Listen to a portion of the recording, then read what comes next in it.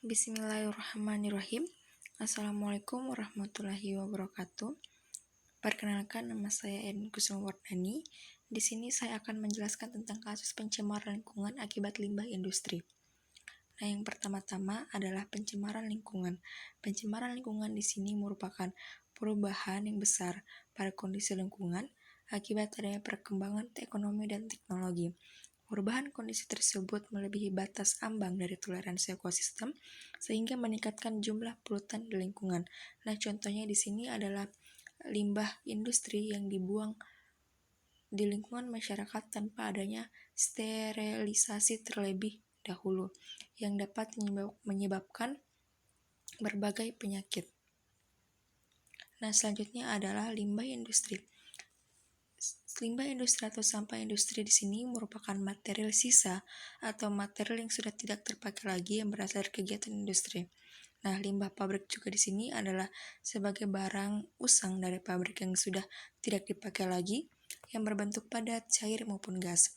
Nah, tentu saja Pak, limbah-limbah ini merupakan hasil dari industrialisasi yang dilakukan oleh pabrik tersebut.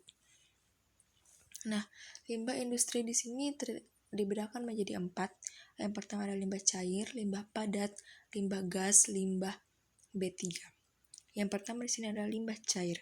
Limbah cair di sini merupakan limbah yang berwujud cair dan dihasilkan oleh proses industri. Nah, limbah cair di sini merupakan limbah yang sering ditemui atau dijumpai di lingkungan masyarakat. Akibat dari limbah ini timbulnya beberapa penyakit. Misalnya ada yang keracunan akibat mengonsumsi air yang sudah terkontaminasi dengan limbah cair tersebut, ada juga yang terkena penyakit diare. Nah, limbah cair tersebut itu misalnya seperti limbah tempe, cairan pengawet, sisa pewarna makanan, air pencuci bahan makanan, hingga tumpahan minyak di lautan.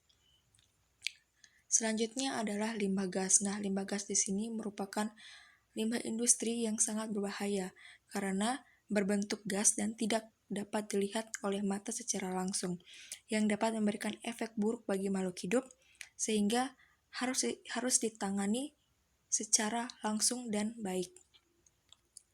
Nah, selanjutnya adalah limbah padat. Di sini limbah padat ini tak hanya dalam bentuk padatan, tetapi juga lumpur atau bubur. Nah, contohnya di sini seperti sisa sampah plastik, sisa pakaian, material kayu potongan, besi hingga sisa bubur kertas.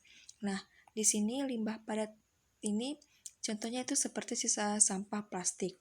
Sisa sampah plastik ini jika ditumpuk terus-menerus, maka jika terjadi curah hujan tinggi mengakibatkan adanya banjir. Nah, timbulnya banjir tersebut dapat menyebabkan adanya penyakit-penyakit lagi yang timbul. Itu seperti alergi, kurap, kudis, maupun penyakit-penyakit yang berhubungan dengan kulit.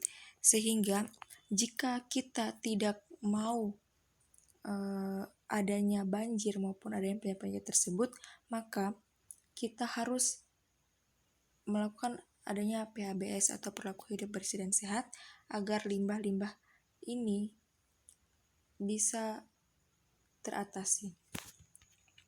Nah, selanjutnya ada limbah B3. Nah, kategori limbah terakhir dari proses industri adalah limbah bahan berbahaya dan beracun atau B3.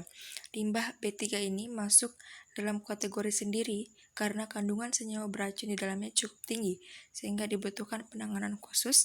Beberapa industri yang menghasilkan limbah B3 ini, seperti industri pengolahan bubur kertas, minyak pelumas, bahan farmasi, serta semen. Nah, di sini pada gambar sudah terlihat bahwa limbah B3 ini itu mudah reaktif, mudah meledak, beracun, korosif, dan mudah menyala. Oleh sebab itu, kita harus berhati-hati dengan limbah tersebut. Nah, selanjutnya ada dampak limbah industri. Yang pertama adalah dampak limbah industri bagi manusia.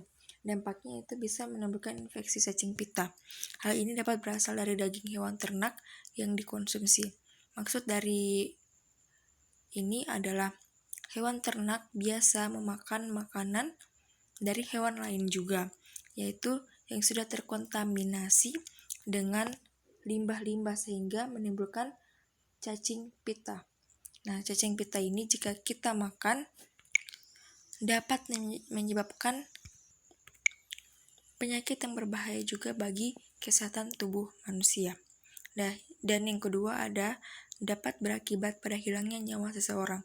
Nah, ini juga pernah sempat terjadi di Jepang, yaitu kira-kira ada 40.000 orang yang meninggal akibat mengkonsumsi ikan terkontaminasi raksa yang berasal dari limbah buangan pabrik baterai dan aki, dan timbulnya penyakit diare.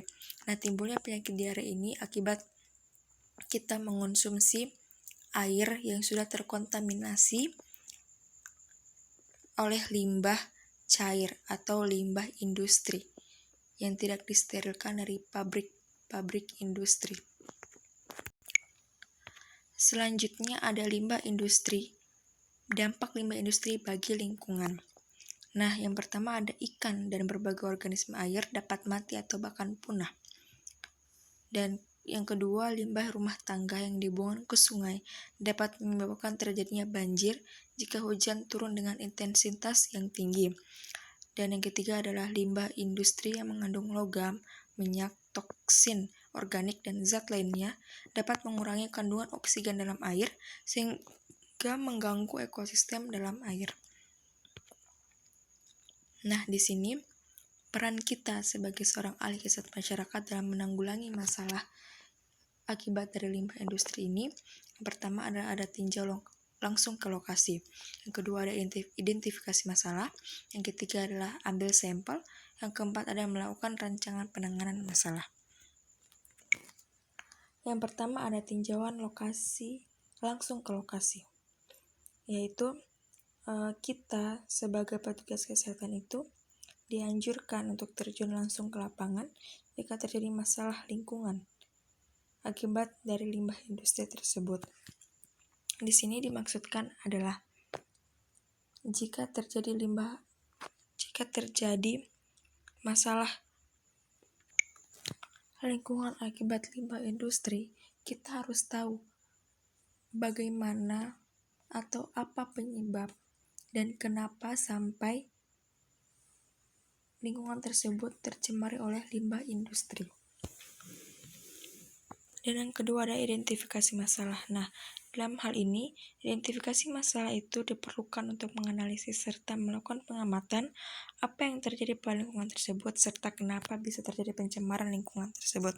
Nah, dengan identifikasi masalah ini kita dapat mengetahui bahwa apa sih yang menyebabkan terjadinya pencemaran lingkungan, apa sih yang menyebabkan kenapa limbah industri tersebut bisa langsung mencemar lingkungan tanpa disterilisasikan terlebih dahulu. Dan yang ketiga yaitu mengambil sampel. Nah, setelah kita melakukan pengamatan, kita tahu bahwa bagaimana limbah industri tersebut dapat mencemar lingkungan, kita mengambil sampel dari limbah tersebut untuk diuji di laboratorium.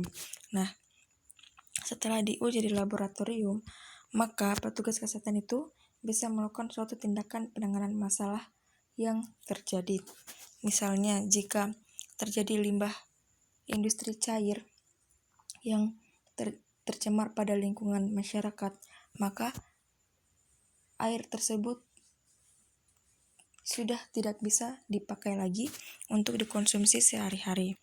Oleh sebab itu, kita harus